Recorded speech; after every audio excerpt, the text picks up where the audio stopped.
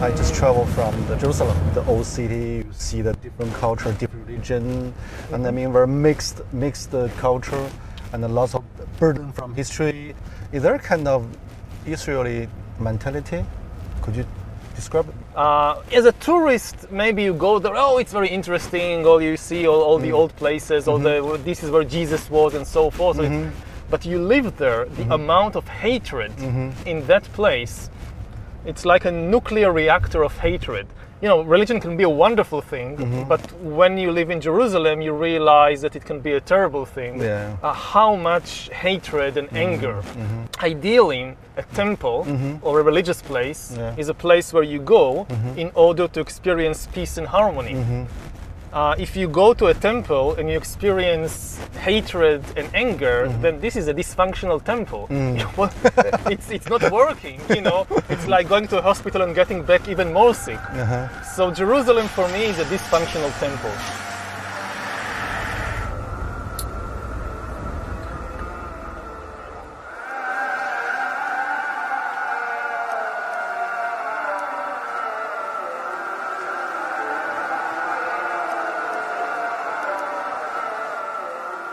How this kind of things shape your mind, shape your... The influence on me, if this is what you ask, it obviously has an impact. Yeah. I mean, if you live in a place like Silicon Valley, maybe you can have this kind of utopian vision of a world governed by science and by rationality and things like that. But if you live in the Middle East, it's obvious to you that you cannot escape this tension, because all around you, people are killing each other because of their belief in fictional stories. So it's very clear to you that fiction is an extremely powerful thing. My house, the village where I live, is exactly middle of the way between Tel Aviv and Jerusalem. On the one hand, I'm very connected to this world of Tel Aviv. Yeah, modern technology, world, high tech, all that. And on the other hand, very connected to Jerusalem with all the religion and mythology, and especially this is why I think much of my writing and scholarship is about this tension between the modern world of the 21st century and artificial intelligence and all that, and on the other hand, the still great impact of all these mythologies and fictional stories and religions. When did you notice the tension? When did you notice the hatred of religions and I think only when I left Israel and I went to do my PhD in Oxford, then I realized how much tension there is in the place. Or when you're born into it, you think, well, this is how the world is, and only when you go out, you realize, no, this is not how the world is. 为了更充分理解这个国家与赫拉利，我约了几位当地人闲聊。我的朋友王石正在以色列游学，他与我一同前往。007那个谍战片的这个行业，对。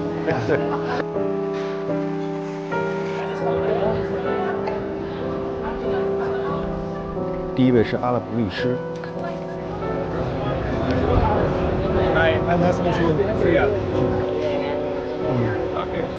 How do you think about the Jewish people? I mean, the Jewish come back, take the city, they become the new authority. Is understanding or for you not? For me, I don't have a problem with the religion about the Jews. And they was living here before the occupation, and we have places that they are neighbors of the Arabs, and they don't have any problem with the Palestinian here before the occupation. When they kick them out from Europe and receive them, and later they are get of this country. But after, it's became the problem. When I talk with the Israelis, most of the people, they have this stereotype. We really feel that. When they talking with me, are you a real Arab? Yeah, I am Arab. Are you born here? Yes, I am born here. You know, here, the thing that it's helped me to live here in Jerusalem, it's how I look. according to the stereotype of the Israelis, I'm not look like the local people. The local people have to be dark skinned, not handsome person. And also my accent is good in Hebrew. You speak Hebrew? Yeah, of course, because I'm a lawyer. And in a good accent. So what's your nationality? In nationality, I don't have any nationality of any country. It's just the residency. If I pass something, if I travel more than 3 or 7 years out of Israel, so they can get the ID, my ID. It's mean they can kick me out anytime. Like that we live. Do you have any solution? I mean, Actually, I don't see any solution. I am born here and I love this country. I will not pass to anywhere.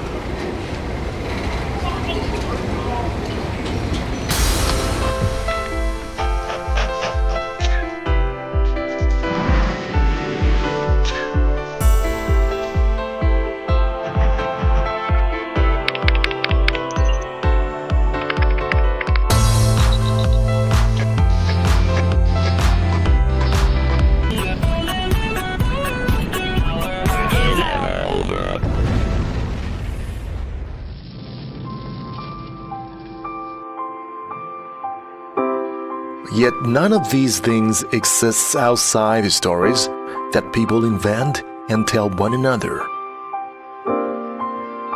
There are no gods in the universe. No nations, no money, no human rights, no laws, and no justice outside the common imagination of human beings.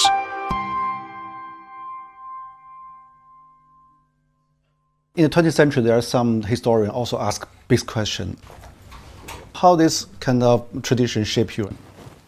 And if you forget that humans are animals, you will never understand humanity, you will never understand human history. But my strength is that I still see the fiction's stories, their immense impact on human history. Wars and countries and economics is also shaped by imaginary stories in people's mind. If you don't take stories seriously, you will not understand humans. But you said that the whole history is about story, but how to see the reality? And things like money. It's a story, the story of the dollar that we agreed upon, but it's not the reality. The real answer is leave all these stories aside. So you said you must create your own story. No, you don't create your own story. You search for the truth about the reality about yourself, and the key thing is to really understand the reality about yourself. So what do you think the major flaw of your theory? Have you ever think about it? Of my theory? Yeah, your perspective. You try to explain the whole world, the history, but what's the major flaw in the process? Well, if I knew the major flaw, I would have corrected it. But there are definitely flaws. Do you have any kind of worry? Maybe I speak so much about the change, the process, but actually I don't understand very well. Do you have any concern?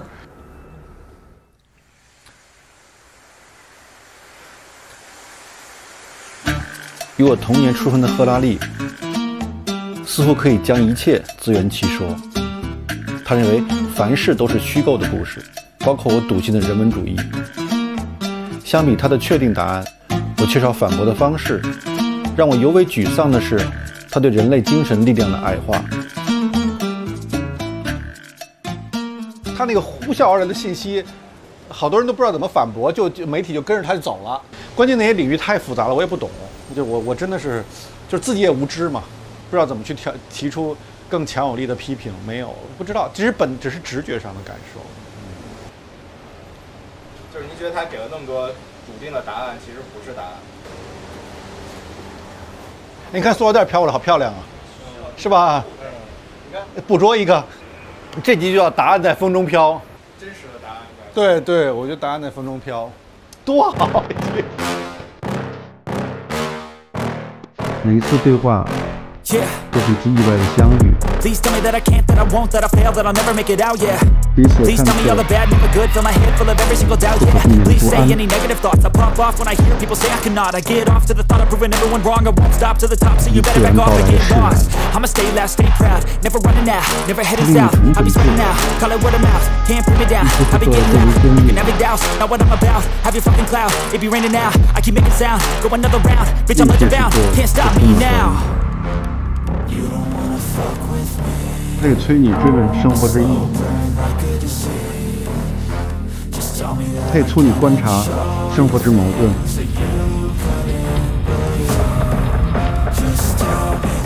高速变化的时代，与个人意义危机的并行。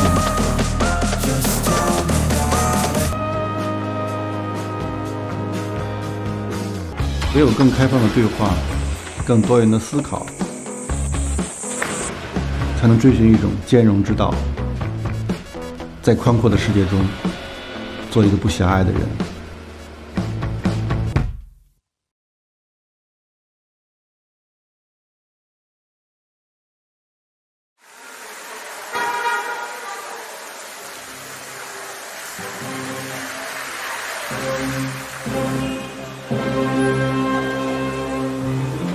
我领教过奈斯比特的乐观。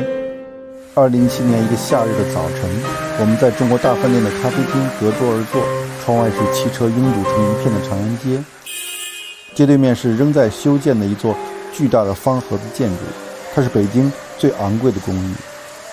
空气污染让楼顶灰蒙蒙的。他穿黑色长袖衫，腮上发白的胡须与浅色头发连成一片。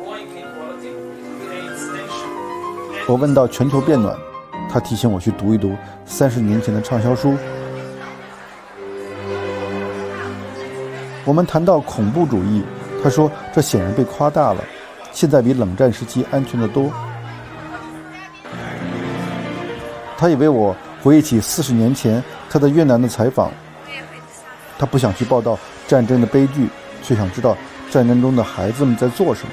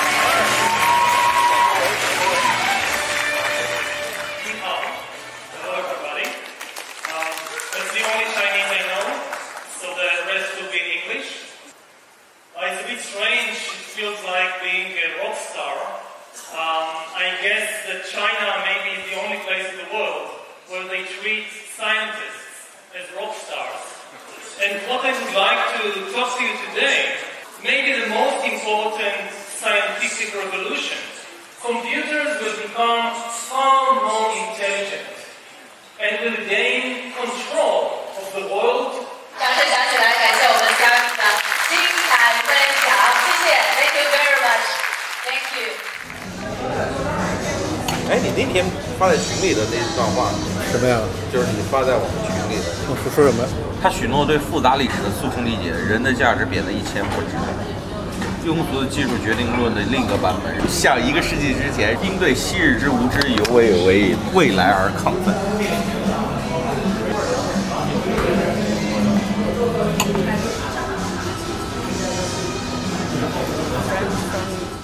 A different place. Sorry for a very tight morning. Yeah. Can I just ask everybody who doesn't have to be in the room to not be in the room? Okay. Thank you. Do you feel bored? I mean, so many questions. Some you questions must repeat yourself. Some questions repeat and some questions are new. So hopefully there is always at least one question which is completely new. I mean, do you feel surprised that you become a so global phenomenon? Yes. What's the feeling? You said you treat like a rock star.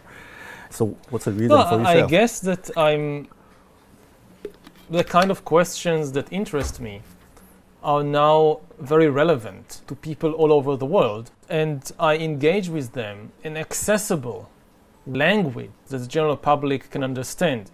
I mean, there are other people who are also doing research on similar topics, but they write or they talk in such a complicated way that nobody except a handful of other professors can understand what they say. And they reach new insights and new theories. And then you need people like me who take these insights and theories and bring them to the general public.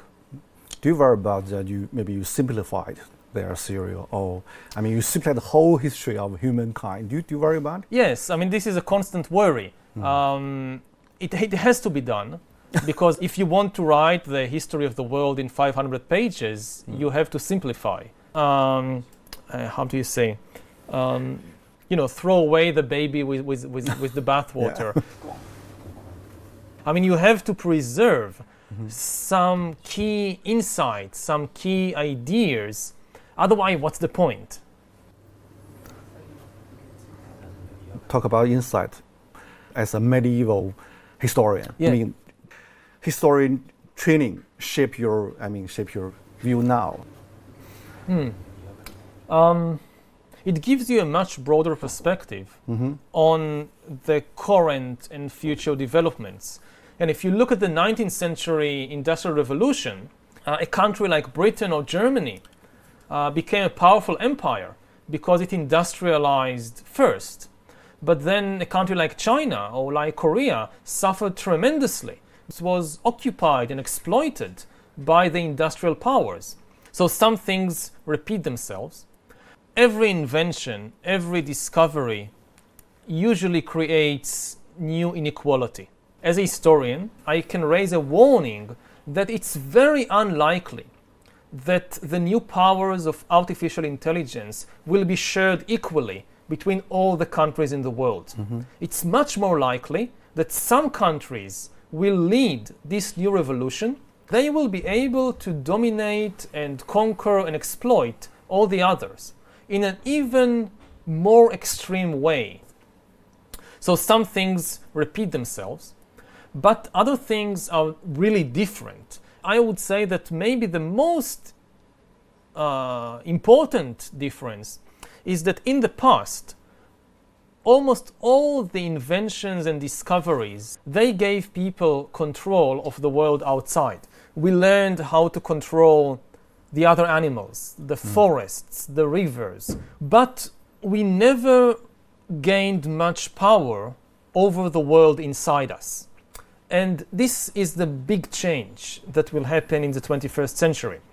Powers we are gaining is power over the internal world, to re-engineer and manufacture bodies and brains and minds. I think Earth will be dominated by entities which are more different from us than we are different from Neanderthals or from chimpanzees. Do you feel that maybe sometimes you underestimated the human spirit? From late 19th century, maybe from Freud, they tried to explore your psychology. And also Virginia Woolf said the human spirit changed totally. But really change? You are right. We know very little about the mind and about the spirit or the psychology of humans. It won't prevent us from gaining immense manipulative powers over ourselves. And this is one of the dangers. We had control, we had power to manipulate the world outside. We didn't understand the ecological system. And the same thing may happen with the world inside. We are far from understanding the human spirit or the human mind. And the result may be that we will face a mental collapse, similar to the ecological collapse we are seeing now. I think we are facing the danger of the destructions. Maybe human spirit is much more adaptive than we think and we imagine. It is very adaptive. That's certainly true. And we see it here, that we still have the Stone Age bodies and Stone Age brains, and here we are flying in airplanes and living in big cities and so forth. So we have an amazing ability to adapt. But what we see is a process of domestication of humans. We adapt the abilities that the economic system needs from us, the political system needs from us, but we neglect many other potential abilities that are deteriorating. This is what happened to the other domesticated animals. We created cows that produce enormous amounts of milk, but otherwise they are far less capable than wild cattle. Now, what the economic system needs from us is to constantly connect to the communication system. And all the new technologies, what they are doing is drawing us out of our body, disconnecting us from our senses, from our body, and connecting us instead to cyberspace. If you don't feel at home in your body, you will never feel at home in the world. My impression is that the number one cause for the feeling of alienation and stress, which has huge economic advantages, but the mental price is very, very big. For hundreds of millions of people all around the world, 我觉得我不喜欢，很不喜欢那种简化历史的那种方式，简化所有的事情，把它变成几个 point。但更让我沮丧的是，这太庞杂了，我也不知道怎么反驳它，很沮丧。相对于矛盾复杂的精神世界，赫拉利更相信可以统计的数据。他本人就像一台精密且强大的信息处理机。他还试图颠覆长久以来的人文信念。他受到了热烈的追捧，尤其是在中国。其实他尊重了古代人类发展过程中的作用。他的观点不就是说，进入工业社会之后，宗教这个故事已经讲不下去了，才出现了人文主义嘛，对吧？在未来讲是说，人文主义也讲不下去了，也就是人类需要新的故事来把自己的存在说圆了嘛。14年出版之后，什么时候开始意识到这个书卖的真是很好了？如果我现在在这说，当然我就认为它能卖，我就想好了，这都是吹牛的，事后马后炮，对吧？一开始推他的人并不是说历史学界的人，一开始推他的人，您猜都猜不到，是创投圈。我这个好像印象里，创投圈的广泛推荐，几乎就是无人不谈嘛。所以其实一本历史书被那么多的能赚钱的人或者正在赚大钱的人推荐，那么不挣钱的人、挣小钱的人肯定得趋之若鹜啊，说这里面一定藏着什么秘密呢？那实际上什么意思呢？我觉得这个赫拉利的人类简史通过一些似是而非的线索，用这个故事来强调了人类的协作能力，虚构能力，共同想象力是这个人类统治这个星球的一个基本的一个大逻辑嘛。他谈的这个事儿，在过去企业界就一直有这个东西，在企业内部应该被叫做为企业文化和愿景，对吧？就这两件事嘛，对吧？但是书买回去看的人这么多，在线知识付费打开率只有15%，其实图书打开率更低，书的完阅率其实可能不到2%，但是它就是因为我有了，并且我知道大概是什么意思，在饭桌上或者在某些场合下可以聊一聊，大家在这里面找到了身份的认同，就是说我们是这一类人，我们关心我们怎么去塑造我们这个企业的共同想象力和虚构能力，我们的企业的愿景是什么样子的，然后所有人都在一起用某种似是而非的暗号在对接，说碰一下说我们是这一波人啊，没错，对，确认过眼神，我们是一波的哈，而且你创造了一种新的模式，对，这些企业家创业者明明都不读书，然后都喜欢讲宏大的历史，都上来就人类开始演化，对，讲就是用一种似是而非的知识把他们都笼罩在一起，他们也自我感觉很良好，对，实际上是对于未来的这种窥探欲望太强烈了，都希望弯道超车，希望赢在起跑线，凡是预则立，不预则破啊，就是大概这意思。我再给您回溯一下啊，它不仅仅是这本书上表现出来中国人对于未来学的热情，从上个世纪80年代这个70年代吧，莱兹比特的大趋势就比美国卖得好，然后尼格罗庞蒂的这个数字化生存，然后到 KK 的失控，哪一本书都是啊。因为突然在一本书里面挤下了他认为的所有的知识，寻找一个单一结果、单一答案的方式。对于赫拉利的这种热捧，其实都是这种力量在驱使，他就有点求神问佛的那个意思。就是我告诉你是什么，这是你的答案，他不强调批判性的思维。对，批判性的思维是不够的。我突然想起它是为什么让我不舒服。它某种意义上看起来很庞杂，但它其实提供了一套有点封闭的历史观的。对，它不是因为历史本身是开放的嘛，因为我相信历史是开放性。对。但是开放性对于很多人来讲是太难以接受了，这个事情太麻烦了。对，一个封闭性的线对它是很重要的，对很多人。用赫拉利的观点来说，我比较认同的就是，技术的高速发展，它解决了很多就所谓的那个无用之人的基本需求。也就是就像那个超级玩家嘛。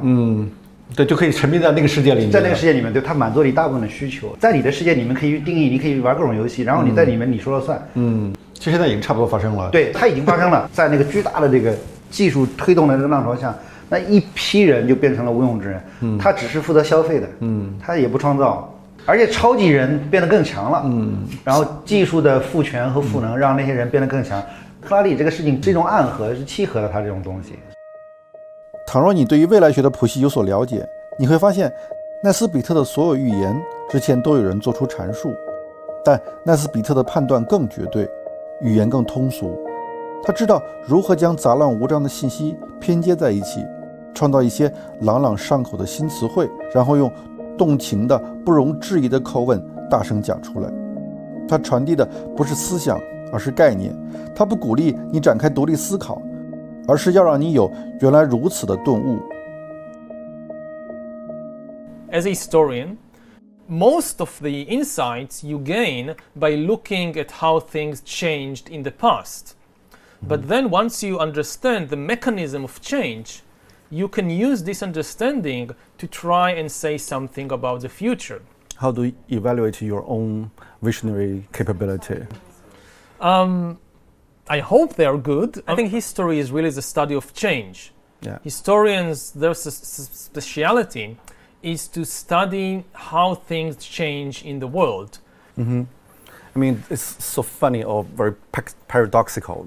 You're trained as a historian, but people ask you like you are a prophet about future. So how do you think about it? Now, of course, and I try to clarify it, but people don't always want to listen. I try to clarify it that I'm not a prophet. I'm not making predictions. Nobody knows what the world would be like in 30 or 50 years. It's impossible. Now, many people read your books because they want to survive in the future. Yes. It's become a new social Darwinism. So how do you react to I mean, they are reading this is one of the problems of writing books and being an author, that you have no control of the way in which people read your books.